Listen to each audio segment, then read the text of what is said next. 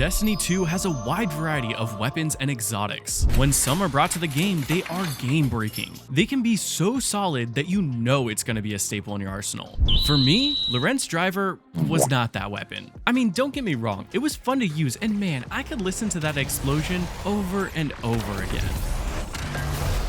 But this season, all of that changes. Lorentz Driver got a pretty major rework, making it a very strong weapon. Let's get right on into it.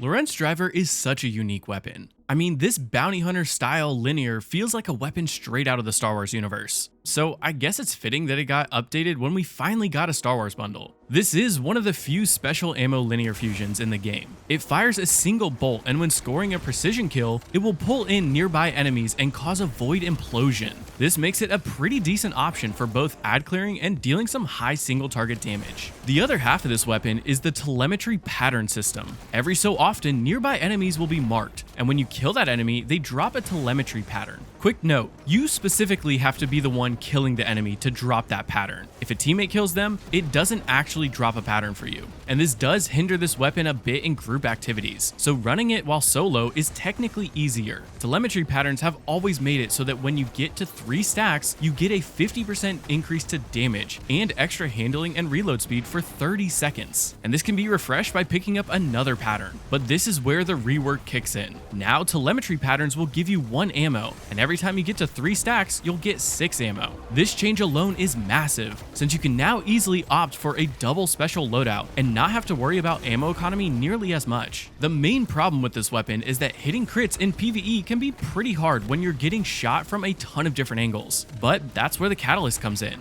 While at 3 stacks of telemetry patterns, any kill will now cause those void implosions. Granted, you still want to try to hit the crit, but this makes it possible to cause those implosions easier and on enemies that don't have a crit like Shanks. And this weapon is a jack of all trades, so I treat it as such. Its ammo economy means that I can easily bring another special weapon to complement it. Its high single target damage means that I can bring another ad clearing special like an area denial grenade launcher or rocket assisted sidearms. But its implosions make it a good option for ad clearing as well, so you can easily take a high DPS heavy weapon for boss DPS phases. Honestly, I had the most fun bringing a rocket assisted sidearm in the kinetic slot and a machine gun in the heavy slot. With Tanisha's mastery, you can get chill clip for more AoE damage and adding in the ability to stun both overload and unstoppable champions. Then bring a void machine gun like Hammerhead that can roll with rampage and killing tally, and that meant I had another weapon that was good in both the ad clearing department and the DPS department. The gameplay loop looks the same on most builds.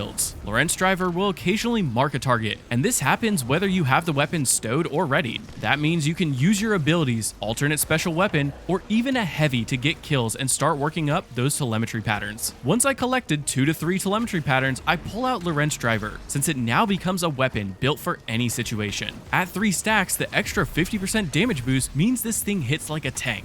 No, really, this thing does as much damage as a heavy linear with bait and switch active. So you can easily melt mini bosses or simply kill any enemy to cause those implosions, wiping out groups of enemies. The even better part is how much artifact synergy there is this season. First up, we take Volatile Marksman, so that scoring multiple precision hits or rapid kills will give your void weapons volatile rounds. That way your Lorentz Driver can both implode and explode a target, which is pretty cool. Maligned Harvest is also pretty good. After rapidly inflicting Volatile, your next void damage instance will cause a weakening burst. This isn't as relevant for Lorentz Driver, but is really nice on a void machine gun. And arguably the most important artifact perk is Particle Reconstruction. Linear fusion damage on a same target will work up to 5 stacks of a unique weakening, meaning that while at 5 stacks, you can deal 27.6% more linear damage. With this accounted for, while at 3 telemetry patterns, active weapon surge, and radiant, we can be dealing 180% more damage per shot,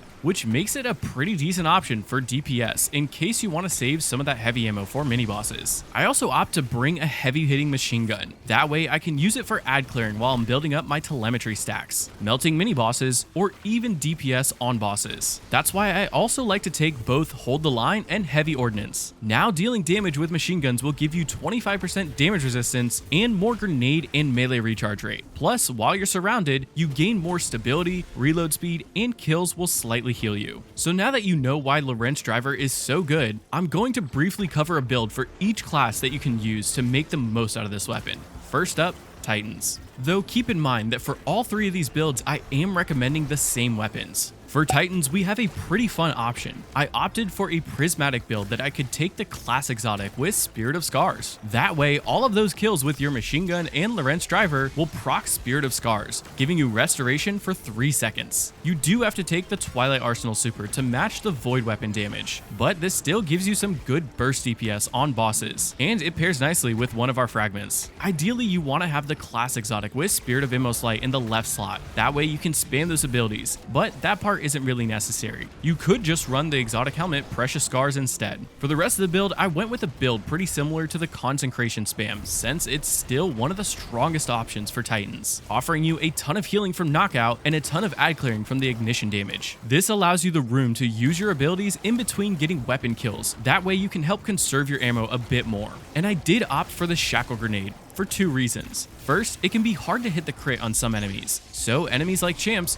you can easily suspend them and immediately melt them with the Lorentz Driver. And second, Shackle causes a target to be suspended, and that does include bosses, even though they aren't technically stunned in the air. And that's important because Suspend is a darkness debuff, meaning that we can take Facet of Courage. That way we can easily throw our Shackle Grenade at any target, and they'll immediately take 10% more damage from our Consecration Slams and our super. Which is why I always start a DPS phase by throwing a Shackle Grenade and then immediately popping my Twilight Arsenal. I then take Facet of Ruin to increase the size of ignitions, Facet of Purpose to gain void overshields when picking up orbs, and Facet of Protection to gain 15% damage resistance while surrounded. And for our armor mods, they're mainly focused on keeping up our ammo and weapon damage, plus making the most out of our Consecration Slams. And you'll want to dump all of your stats into Resilience, Strength, and Discipline, in that order. And if you're enjoying the video, leaving a like and subscribing would be much appreciated. Alright, let's get back to the next build on the list. And next up, we have Hunters. Again, landing back on Prismatic, since it is one of the most versatile builds. However, this time I'm not taking the class exotic.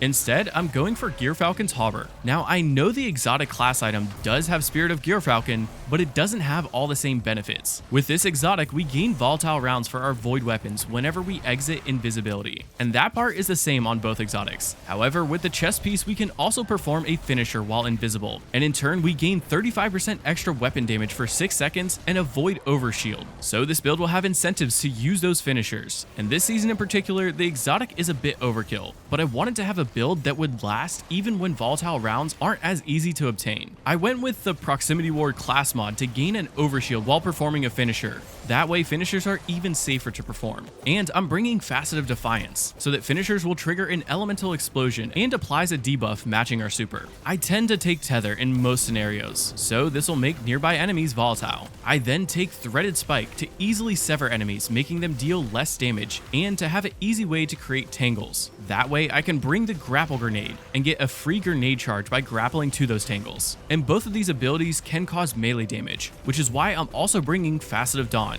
to become radiant by dealing melee damage. And we still are opting for both Facets of Purpose and Protection for more survivability. But I also like to bring Threaded Spectre. That way we can use our class ability to create a decoy that will distract enemies and create threadlings, which will be really strong in Act 2 and 3. Of course, I'm also taking Stylist Executioner for its perfect synergy with our exotic. That way, killing debuffed enemies will make you invisible, allowing you to constantly have those volatile rounds. And our armor mods are mainly focused on keeping up our ammo and weapon damage, plus making the most out of our melee since both our powered melee and grenade can deal melee damage. For stats, I like to opt for 100 in Resilience and Discipline, and then shooting for about 50 in both Strength and Mobility. And finally, we have our Warlock build. Of course, landing back on Prismatic since it's still one of the strongest options. I went with the class exotic with Spirit of Harmony. That way we'd have more incentive to use our void weapons to quickly gain back our Nova Bomb. I then went with the dynamic pairing of Feed the Void and Bleak Watcher. That way we can easily gain Devour to gain back a ton of grenade energy, and then convert those grenades into stasis turrets. This will help with ad control, but also to freeze enemies in place, making it easier to hit that crit with Lorentz Driver. So we of course are bringing Facet of Ruin to increase the damage and size of Stasis Shatter. I also bring Facet of Courage to deal 10% more damage with our Nova Bomb, since we can easily use a melee or throw a stasis turret to apply that darkness debuff. buff. And to increase our survivability, I'm opting for Facets of Purpose and Protection for more Void Over Shields and damage resistance. And finally, I bring Facet of Dawn paired with Arcane Needle's 3 charges to easily become Radiant whenever I need to.